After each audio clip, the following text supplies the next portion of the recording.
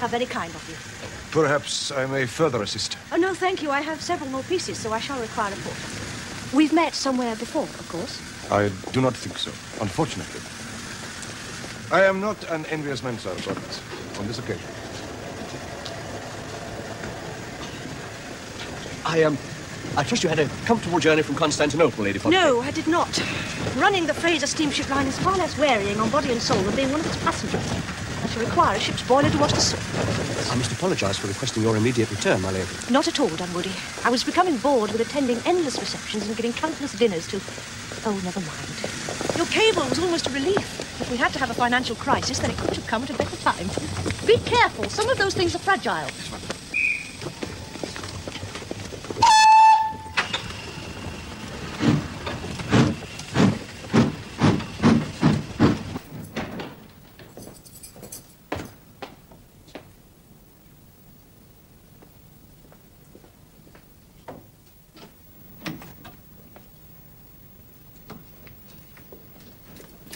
Mr. Onedin, the builder called again. That Mr. Garside. What does he want now? He's found another window that needs replacing. Tell him to replace it. We thought that in view of the roof and the upstairs floors, you'd be worried about the mounting expense. Well, damn the expense. Mrs. Gibson, you know as well as I do, she wanted the place properly maintained. That were her last request. God bless her. 3 months. You know, coming into the house just then, still half expect to hear a call. Well, I'll tell Mr. Garside to get on with it then. Please, later, Mr. Dunwoody. I haven't recovered yet from what you've told me about my nephew, Samuel. How could he do such a thing?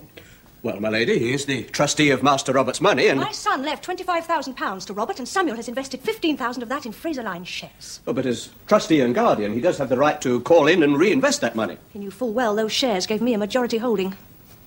I know. Samuel is an Onedin, and business is business. To buy back those shares, you will need £15,000, my lady. Well, I shall go to the bank. They've never refused me in the past. If you recall, even before you left for Turkey, the bank informed us that you had borrowed to what they termed the final limit. Yes, well, we all know about banks and their final limits. I really do feel that you should cable to Sir Daniel for financial assistance. No. Sir Daniel has his hands full without me worrying him. And in any case, as far as the Fraser Line is concerned, I stand on my own 2 feet.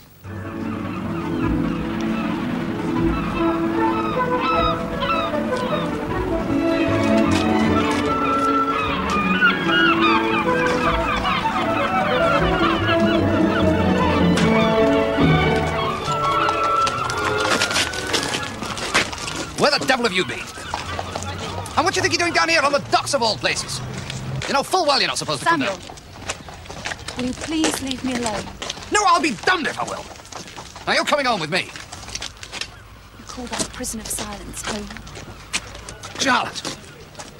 For the last time, Samuel, I'm not coming home with you. Now, I say you are. I've had my fill of your tantrums. Now, come along home. That's quite enough of that, Samuel. Charlotte is my wife. I'll not have her making a scene in public. Seems to me the boot was on the other foot. All right, I'll deal with this. Uncle, I'm sure you mean well, but you must appreciate my position. At this moment, I can't afford to let so much as a breath of scandal become... I know all about your ambition, Samuel. You're so keen to get rid of Charlotte. Just to leave us alone. I wanted to be alone. To think. Wandering about on your own. Damn it, anything can happen. And you're you're safe. Children have been asking after you. Well, they'll have to get used to being without me. Father, the court. I don't think I can face it. Hey, I'll be there. I know what you're going through, but I'll be there to take care of you. Thank you, Father. I think without you... No. Put it out of your mind. Come on. Let's go home.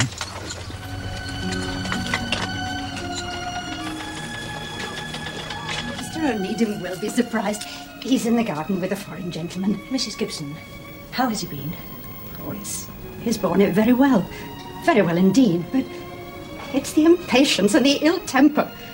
And me having to pretend that I don't know how much he misses her. I knew it was diphtheria, but James didn't tell me the exact circumstances in his letter. She caught it from the children. In the children's home? She would insist on nursing them herself, and she hadn't the strength. She'd been working that hard, you see, getting money together to raise the new home, the old one being burnt down. More children coming in every day. Well, not just orphans, but children from families who couldn't afford to feed them. There's so many out of work, my lady. You'd never believe how many. Then for her sake, Mrs. Gibson, We must make sure that home stays open. Miss Charlotte's in there. Aunt Elizabeth!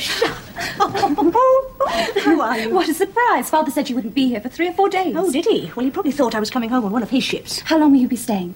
For quite some time.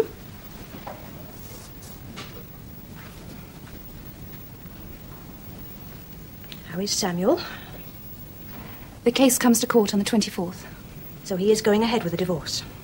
He says it'll be the best for both of us in the end. But it's the children I'm worried about. Oh, but surely they won't allow the children to be taken from you. Oh, they'll insist on it if Samuel has his way. I'm the guilty party.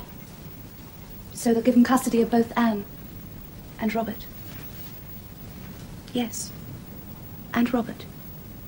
William's son. Your grandson. I hear your Aunt Sarah's gone off on a cook's tour of the world. Yes. No doubt to ensure that she's away long enough to escape the shame of her son's divorce.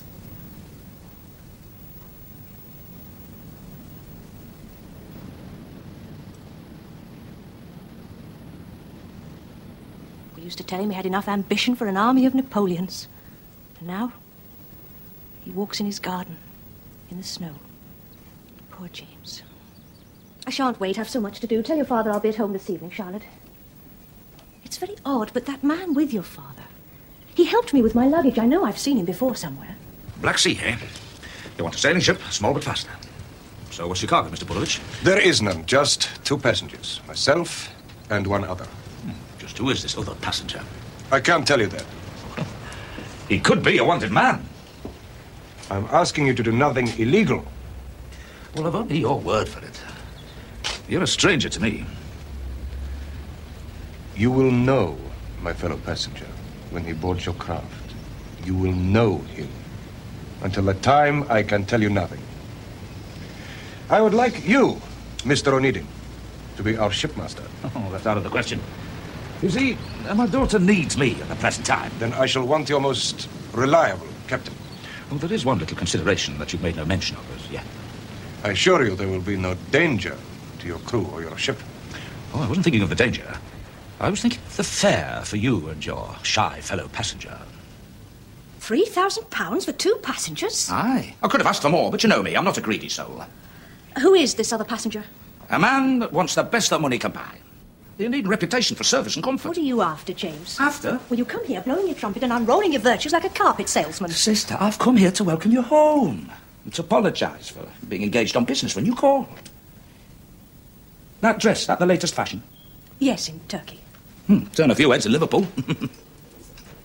James, I do apologise for that letter of mine. It was so formal. But I was so shocked at the time, I couldn't express what I really felt about Letty. I understand. She was a good woman. Never thought of herself, only of others. I think myself fortunate to have shared some of my life with her.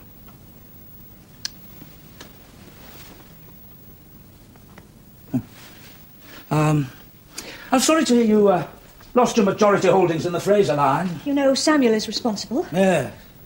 Yes, I do. You'll never forgive him for this divorce, will you, James? He's getting too big for his britches, yeah.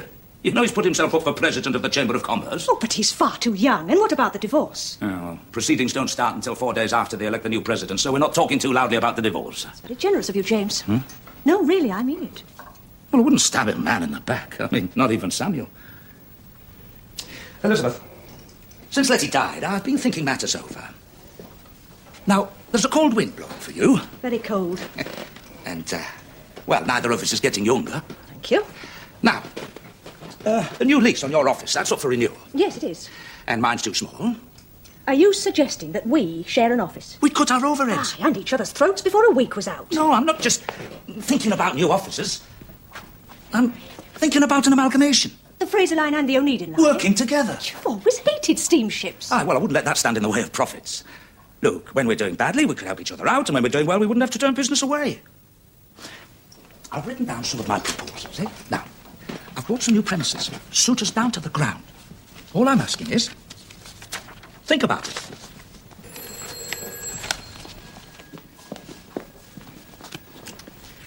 Liverpool called quite unexpectedly and wants to talk to you. Oh? On behalf of Her Majesty the Queen. So what does the Foreign Office want with me, Sir Gerald? Ah, straight to the point, eh? Very well, to business. Naturally, Mr. Burovich didn't tell you who his fellow passenger was. No doubt you've come to tell me. For the past week, he's been the guest of Her Majesty the Queen. You'll be aware, of course, of the recent dastardly business in Bulgaria. Prince Alexander being forced to abdicate. Russian fiends. Her Majesty's own words. Now the Russians want to appoint a puppet to do their bidding. What the Bulgarian people themselves want, now, that the prince would dearly like to know, obviously. And at first hand, of course. So my passenger is to be, His Imperial Highness, Prince Alexander. And, this, Mr. Burovich, who's he? The prince's equerry. Tell me, why the Onedin line? It was considered best to approach one of the smaller shipping lines. Thank you. Not too well known, you understand, but reliable. Thank you. Her Majesty's government knows nothing of this venture, of course. You do understand me? The Russian fiend. Exactly. What is Her Majesty's opinion of this brave venture? Oh, she thinks it foolhardy, eh? You're a shrewd man, Mr. Onedin. Yes. But what is it exactly that you want of me? The prince's return to Bulgaria has been denied emphatically. Unfortunately, so emphatically that the fiends will be watching every port like hawks. You see, it would be a heaven-sent opportunity to be rid of Alexander for good. Now, Her Majesty and her government rely on you to keep a sharp watch on your vessel before she sails, and to take rather special care of your royal passenger. Around town it's all the same. With pop, pop, pop I rose to flame. I'm the darling of the barmaids, and Champagne Charlie has been up. What is it you want? Just a word. I'm going to make you a rich man, Davy Clay. £50 now and £50 when you get back to port. Buy a lot of grog with all that money. Couldn't you, Davy? £100? What is it you want me to do?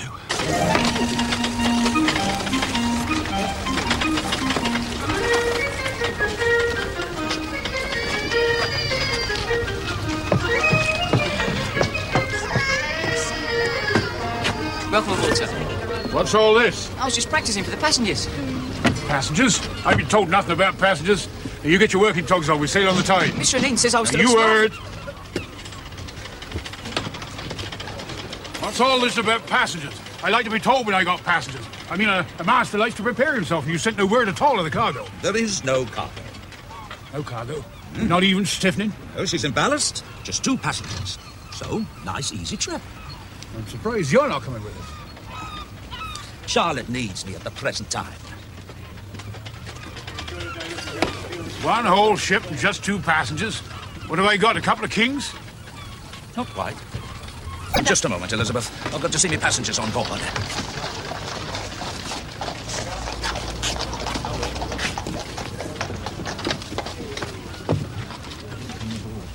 Brass buttons, I said! Put them on!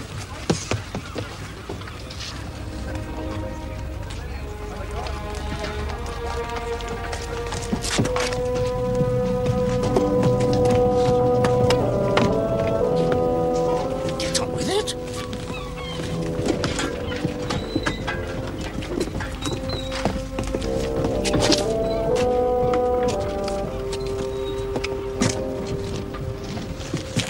James, I've just realised who your passenger is. And keep it to yourself. No, I mean Mr. Burovich. I knew I'd seen him somewhere before, and I've just realised where it was. Seeing the prince just now reminded me of Daniel's remark. It was in Constantinople at the Russian embassy. Burovich was a guest there. Daniel thought how odd it was that Burovich was on such friendly terms when the prince himself was so violently opposed to the Tsar. Captain Baines, delay sailing for an hour, will you? Why? I'm coming with you. You promised you'd be in that court with me. I know I did, lass. Believe me, the last thing in this world that I want to do is to break that promise. But it won't stop you doing it. Luke, I've let you down. I know how you feel. If I could put this voyage off, I would. Well, then put it off. Father, I need you in the court with me. Oh, if only I could. It's important that I sail. If it's that important, then tell me why. I can't. I've been sworn to secrecy. But I was foolish enough to believe that for once you were behaving like a proper father. Surely you understand, Elizabeth. If the prince's life is in danger, I'm responsible for his safety. Damn it, it's practically a royal command. Will you be in court with her? Look after her, for me.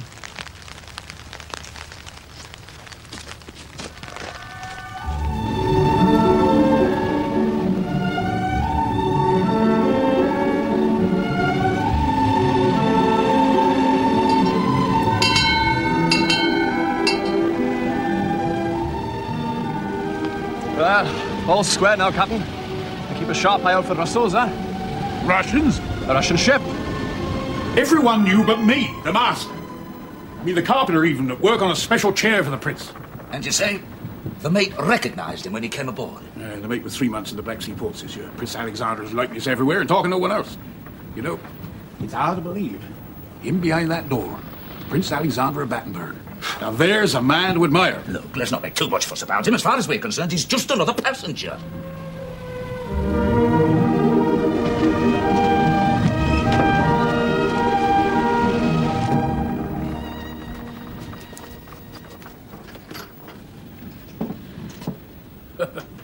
Just another passenger, eh? Oh, good evening, sir. Good evening, Captain. His Highness will dine in his cabin. Huh. Well, it's a pity that, because I had a little speech of welcome all prepared. The Prince has much on his mind at the moment. It is an anxious time for him. He wonders if the Bulgarian people have lost faith in him since his abdication. Oh, the Bulgarians understand it was the Tsar who forced him to abdicate. They could also believe that the Tsar acted in the best interest of the Bulgarian people. Are you a Bulgarian, Mr. Borovich? Yes, I am. Zdravy. Cheerio. So, Mr. Onedin, you decided to sail with us after all. Something were to happen to the prince while on board one of my ships. It wouldn't do me company much good. Mr. Borovich, you're not saying that the Bulgarian people want a Russian cat's paw as king? They could believe that to be preferable to a ruler who is too headstrong. Well, what do you think, Mr. Borovich, huh? My life is dedicated to the service of His Highness. Not much of an answer, if you don't mind me saying so. Do you think His Highness should rule again? I think His Highness was foolish to quarrel with the Tsar.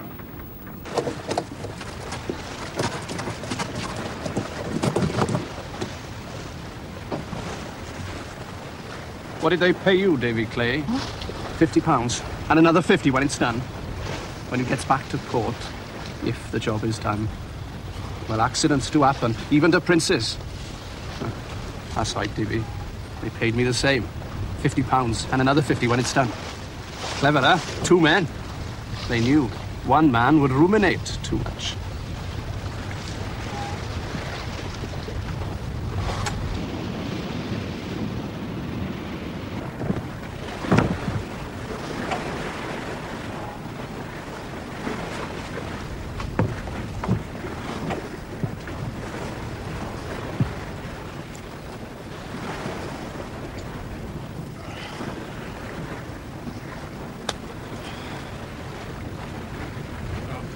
You come this way, Your Highness.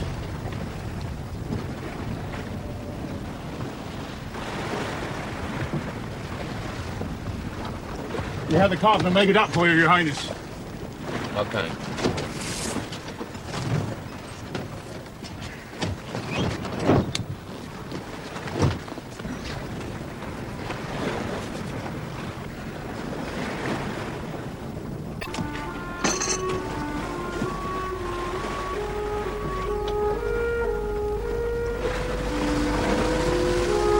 What do you mean you've looked everywhere? You can't have done. But I have, sir. So if he's not in his cabin... No, he is not. Come on, let's search again. Stand to stir.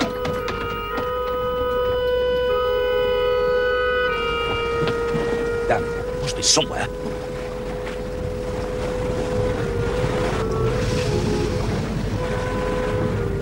This is a sailing ship. Not a circus. Nor a monkey house. Please, sir, please, you insult your own queen. They are related. Swinging from the foot ropes. Do you not understand? I'm not here to understand him. I'm here to keep him from his grave. That is my task. Well, then, damn well do it. The prince has a mind of his own. He likes to test his courage, and being suddenly freed from the burdens of state. He puts as much as 1 foot on my ratlins, and I'll clap him in irons. He'll be safe enough there. You'll have to kill me first. I'll do that, if necessary. At least I'll sleep easy at night. Explain what you meant by that. I don't trust you. For what reason? Call it a seaman's instinct.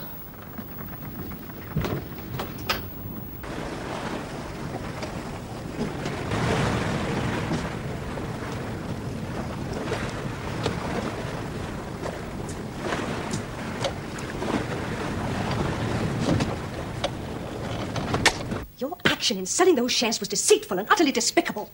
I have to find £15,000 to buy them back, and the bank won't lend me the money. Why not? Because I've borrowed to the hilt on my new steamship. Well, I could lend you the money. Oh, that's quite ridiculous. You lending me the money to buy back the shares that you sold. Well, I came here to ask you to do something for me, but under the circumstances. You want my support, don't you? They're electing the new president of the Chamber of Commerce next week.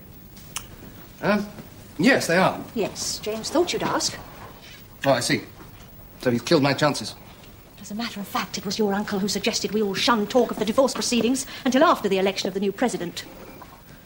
You want me to lobby for you in whatever way I can? Yes. You see, it's my age that's chiefly against me.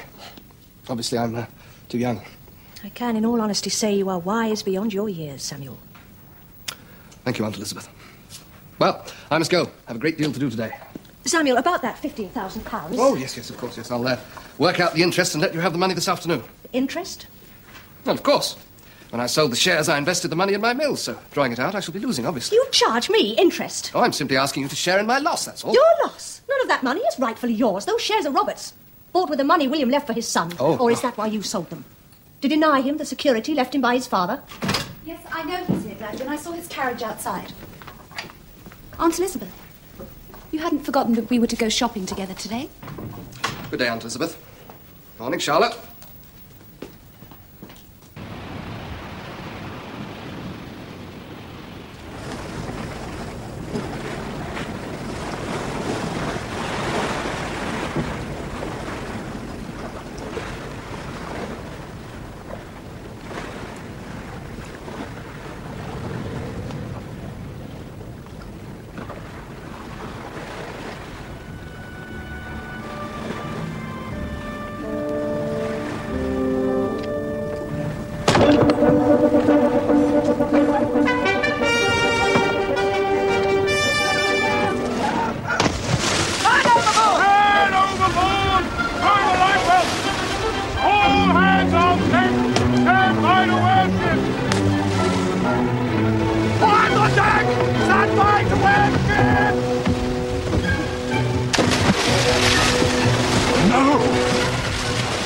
Which man is it? Davy Clegg, sir. Down the man. And he can't even swim, sir. Should we lower a boat? Till we find him. Time we turn about. Down 10 times over. The prince is going in after him, sir. The damn fool!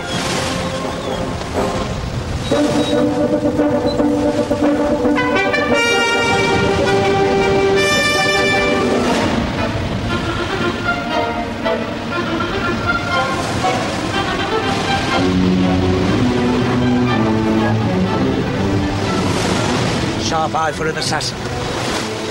Man doesn't need one. Do the job himself.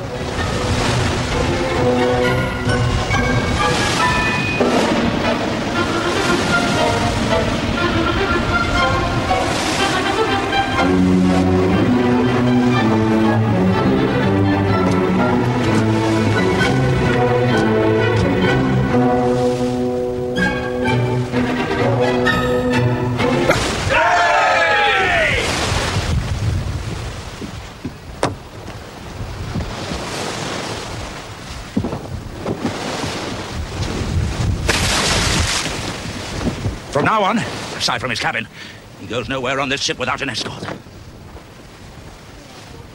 I think I realize why you came along on this trip. Mr. Barovich. Go on. Well, his face when they pulled the prince and Davy out of the water. No relief, no pleasure, nothing.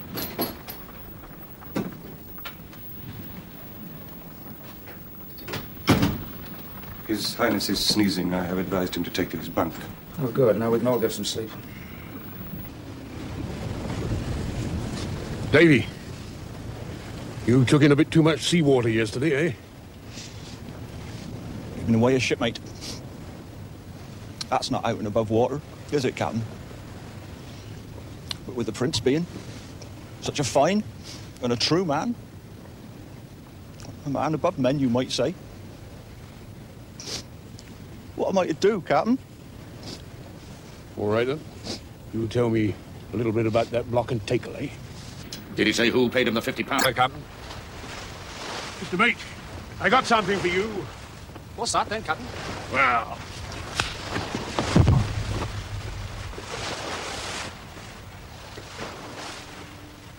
Did you see anything underwater, Helmsman? No, Captain. I didn't see nothing. Right, well, I'll take the wheel. You go get another man and put the mate in irons. Beg your pardon, Captain? You heard.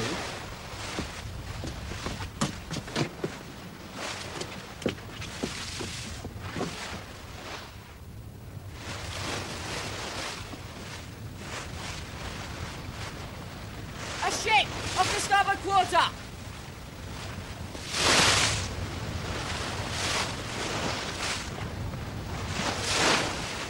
Here.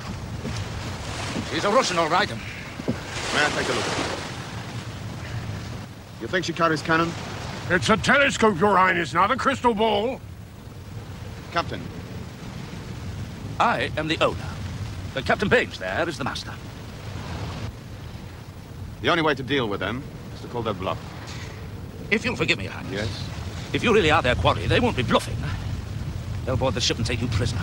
The devil they will. Captain! Your Highness? Turn your boat around. We go to challenge the Russians. To ram them if necessary. The devil you will. Please, be silent. You are a very important passenger on board my ship. I'll be damned if I see you blown up just so that you can thumb your nose at the Tsar. Captain Baines, I've seen enough of that Russian. Crowd and some sail. That's sure a clean pair of heels. Right, sir.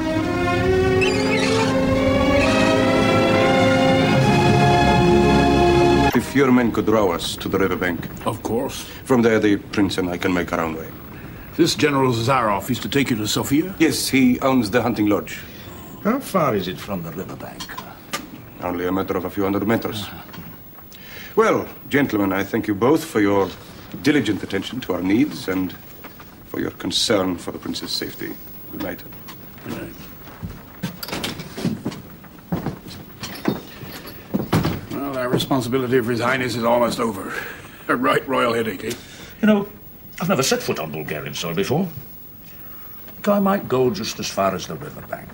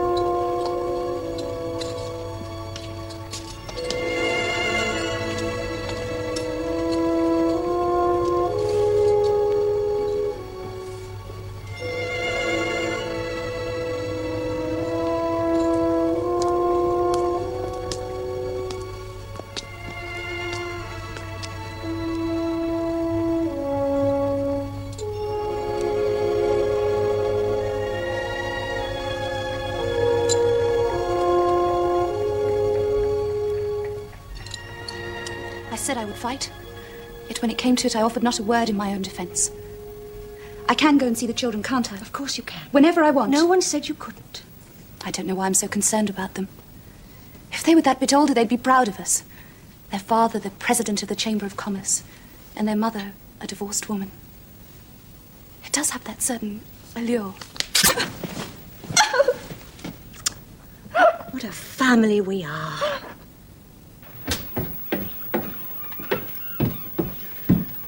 I would like to thank you and to say farewell. Oh, not quite yet, Mr. Borovich. My commitment ends when the Prince sets foot on Bulgarian soil. I owe that to my queen.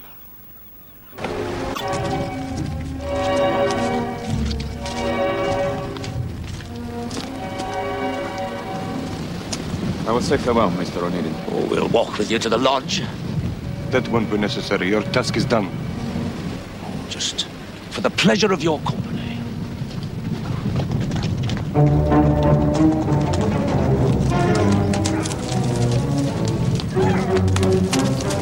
Captain Bain! James, the boy! Captain Bain! Help me!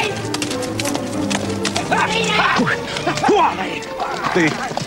They're expecting only the prince and myself. Perhaps they fear the trap. You have not answered the question. Who are they? They are here to take His Highness to the Tsar. Borovich, have you betrayed me? Moses? Nay, no. Your Highness, you don't understand. The people have lost faith in you. Your only hope to rule again is to ask the help of the Tsar. They're here to kill him. We all know that. His Highness won't be harmed. They gave me the word. Their word. They tried to kill him on the ship, didn't they? English sailors, paid with English money. Onedin, this is no longer your concern. That boy is our concern, and if they harm one hair of his head... Look. His purpose is plain enough. They want to trade Tom for His Highness.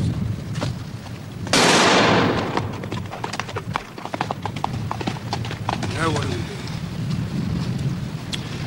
do? You still say they mean the prince no harm? None. You're telling me that if he were to walk to the hunting lodge on his own, they wouldn't kill him? No, they would not. How do we know that you're not leading him to his death? You have betrayed him.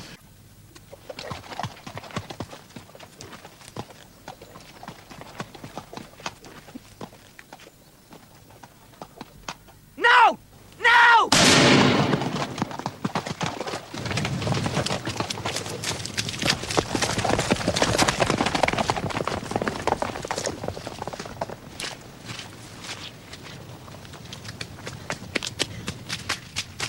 He's alive. What happened? Your Highness. I think I'm dead, so I shall be safe enough. From here, I go on alone. My thanks to you, Mr. Onedin. To you, Captain.